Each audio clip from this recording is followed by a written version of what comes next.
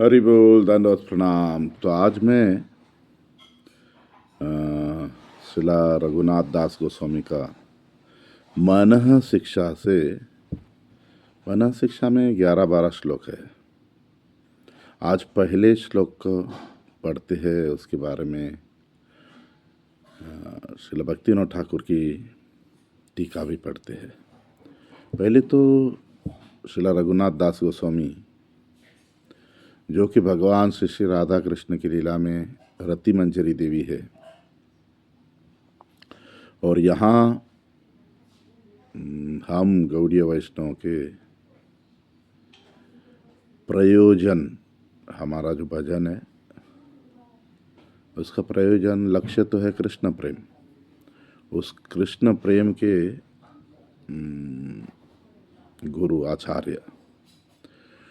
तो मन शिक्षा का मतलब हमारे मन को हम क्या शिक्षा दे रहे हैं, क्या शिक्षा देनी चाहिए। तो इसमें पहला श्लोक है गुरौ गोष्ठे गोष्ठालयिषु सुजने भूसुरगणे स्वमंत्रे श्रीनाम्नि ब्रज नवयुव द्वंद्व शरणे सदा दंभम हित्वा कुरु रतिम अपूर्वाम अतितराम अये स्वांतर भ्रातश्चतुभीर अभियाचे तृतपदः। अर्थ है, ओ मेरे भाई मन, अपने मन को ही हम जैसे बात कर रहे हो, मेरे मन, इन अच्छी बातें करके मैं तुम्हारे चरण पकड़कर तुम्हें प्रार्थना करता हूँ कि सदैव अहंकार को त्याग कर, अहंकार को त्याग कर गुरु में एक महान ऐसी, क्या बोलते हैं, अपूर्व आसक्ति करो। गुरु में, ब्रजधाम में, वहाँ जो ब्रजवासी है उनमें, वहाँ के भक्तों में, ब्राह्मणों में, एक मंत्र में भगवान के नाम में, और श्री राधा कृष्ण का सहारा लेते हुए।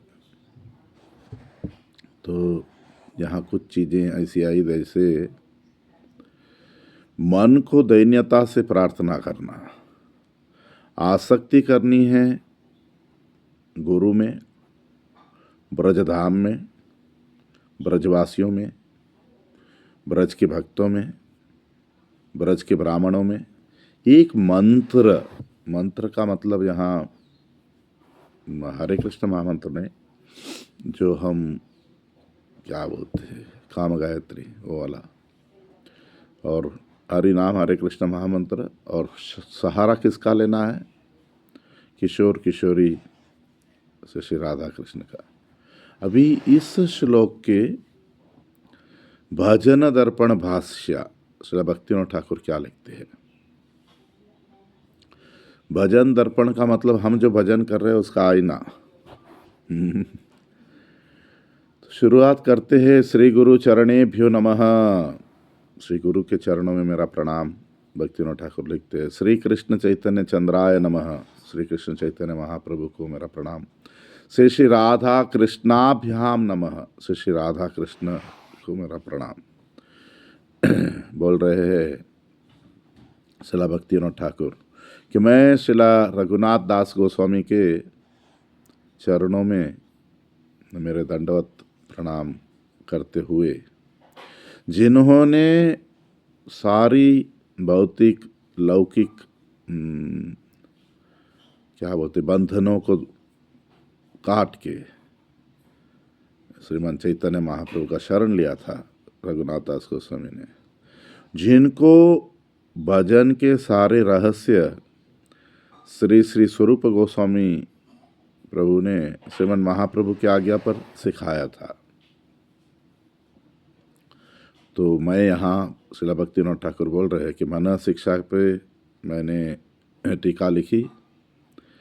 ये 12 श्लोक जो है मन शिक्षा के, ये गौड़ीय वैष्णव के प्राण है, संपत्ति है।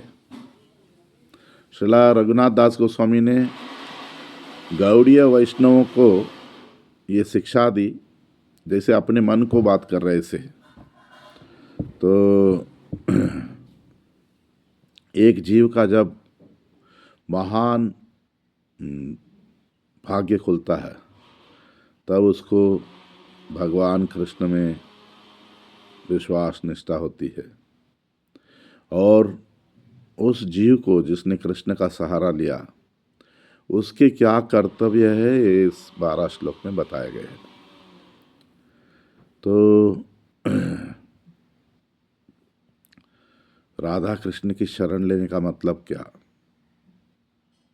तो यहाँ भक्तिविनोद ठाकुर लिखते हैं, हे स्वांत हे भ्रातः मनः तोमार चरण धरिया काकुति वाक्य आमी तोमार निकटे, यही प्रार्थना करीजे तुमी श्री गुरु श्री ब्रजधाम श्री ब्रजवासी गण सुजन भू सुरगण स्वमंत्र श्री हरिनाम श्री व्रज युव द्वंद्वेर शरणापत्ति ते दंभ परित्याग पूर्वक अत्यंत अपूर्व रति विधान करो।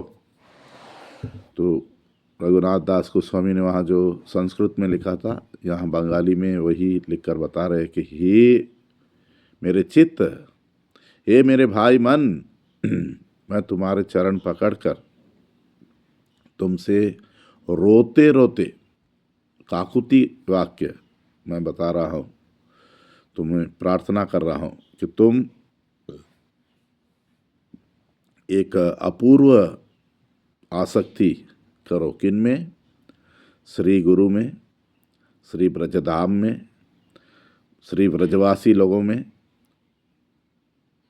सुजन का मतलब होता है साधु लोगों में, भूसुरागण ब्राह्मण लोगों में, स्व मंत्र गुरु ने अगर कोई मंत्र दिया है उसमें, तो साधारणतः गायत्री और हरि नाम हरे कृष्ण महामंत्र में, और दंभ परित्याग पूर्वक। दंभ 2 तरह का होता है, एक होता है दिखावा, हमारे पास जो चीज़ नहीं है उसकी हम दिखावा कर रहे हैं, जैसे बोलना नहीं चाहिए। हमारे में अभी शरणागति भी नहीं होती बहुत बार और हम प्रेम का दिखावा करते हैं।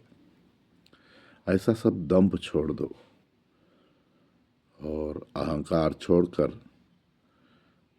ब्रज में से श्री राधा कृष्ण की शरणागति लो। तो आगे श्रील भक्तिविनोद ठाकुर कहते हैं, यहाँ श्री गुरु किसको बोला? तो बोलते हैं दीक्षा गुरु और शिक्षा गुरु। और गुरु क्या आसक्ति देगा ये अगले श्लोक में बताया गया है। दूसरा चीज, ब्रजधाम का मतलब क्या? तो गोकुल, नंदगांव, गोवर्धन, श्यामकुंड, जावट, ये सब ब्रजमंडल में जहाँ सब कृष्ण की लीला होती है ये सब ब्रजधाम है। तीसरी चीज, ब्रजवासी, जो ब्रज में भगवान श्री कृष्ण की सेवा करते हैं। शुद्ध भक्त ही ब्रजवासी है, वे ब्रज में शरीर के लिए भी नहीं रहते, मन के लिए भी नहीं लगते, वे उत्तम भागवत है। चौथा, सुजन, साधु या भक्त, जो भक्त संप्रदाय में है, शायद वो अपने स्वरूप में ब्रज में वास नहीं करते हैं मगर संप्रदाय को स्वीकार किया है, भगवान के भक्त है, जो मध्यम भागवत है। पांचवा, भूसुरगण, जो देवता पृथ्वी पे रहते हैं। तो ये वो ब्राह्मण हैं जो वर्णाश्रम में रहते हैं, लोगों को वैष्णव धर्म सिखाते हैं, कनिष्ठ भागवत कह सकते हैं। स्वमंत्र, भगवान का मंत्र जो श्री गुरु ने हमको प्रदान किया है वही। फिर सातवां, हरिनाम। हरिनाम में भगवान के बहुत सारे नाम आते हैं, श्री हरि, श्री राधाकांत, श्री कृष्ण, श्री गोविंद, ये मुख्य नाम है। फिर पतित पावन, परमात्मा, ऐसे परोक्ष नाम है। तो हमें मुख्य नामों का सहारा लेना चाहिए। आठवीं चीज बता रहे हैं, ब्रज युवा द्वंद्वेर शरणापति। ब्रज के किशोर किशोरी यानी श्री श्री राधा कृष्ण की शरण लेना। नौवीं चीज दंभ। दंभ में क्या क्या आता है? श्री भक्तिनाथ ठाकुर बोलते माया। माया में हम फंसे हुए हैं या माया में लोगों को फंसाते हैं, ये दंभ है। छल। छल एक तरह से छल करना। और अविद्या, अज्ञान, कपटता, असरलता, सरल नहीं रहना, शाठ्य, ये सब दम में आता है। तो भक्ति करते करते अगर हम ऐसी कोई चीज़ों का या अपनी भक्ति का बढ़ाने के बगैर और कोई भी इच्छा रखते हैं और कोई भी ये करते हैं, तो ये सब दंभ में आ जाता है। जहाँ भक्ति से भी ज़्यादा ज्ञान और कर्म को मुख्यत्व दिया गया है, वहाँ अज्ञान है। तो श्री कृष्ण की सेवा छोड़ के और कुछ भी भाव लेके आना, ये माया का छुपने का स्थान हो गया। ये सब त्याग करना पड़ेगा। कृष्ण की शुद्ध भक्ति करने के लिए वर्णाश्रम के दोषों को भी निकालना पड़ेगा। भौतिक चीज़ों में इच्छा का त्याग करना पड़ेगा। तभी हम हमारे स्वरूप, निज स्वरूप में आ सकेंगे। 10वां चीज अपूर्व रति। अपूर्व रति यानी शुद्ध रति। तो जीव हम सब क्या बोलते हैं, माया में बद्ध हो गए और माया का सहारा लिया, जड़ वस्तुओं का सहारा लिया और जड़ वस्तुओं में आसक्त हो गए। शुद्ध कृष्ण भक्ति में सिर्फ आत्मा रति, कृष्ण ही हमारे सारे आत्माओं का आत्मा है, परमात्मा। तो कृष्ण में रति, आसक्ति होना, इसी को अपूर्व रति। 11वां अतिशय विधान करो, और ध्यान से करो। हमें साधना बहुत ध्यान से करनी चाहिए। हमारा भाव ऐसा नहीं होना चाहिए कि अपने आप सब हो जाएगा। जितना हम आत्मा का सहारा लेंगे, हमारे कर्म कटते जाएंगे।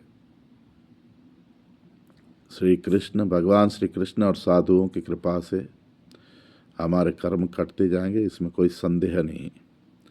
तो इस श्लोक का, इस शिक्षा का अर्थ क्या है कि जब तक साधु संग से श्रद्धा उत्पन्न नहीं होती, हमारे कर्म नहीं कटेंगे। तो सबसे पहले श्रद्धा आएगी। तो यहाँ आध्यात्मिक शिक्षाओं का कोई लाभ नहीं। जब श्रद्धा आती है तभी एक व्यक्ति दीक्षा गुरु को स्वीकार करता है। जुगल मंत्र, राधा कृष्ण के मंत्र, हरे कृष्ण महामंत्र को स्वीकार करता है।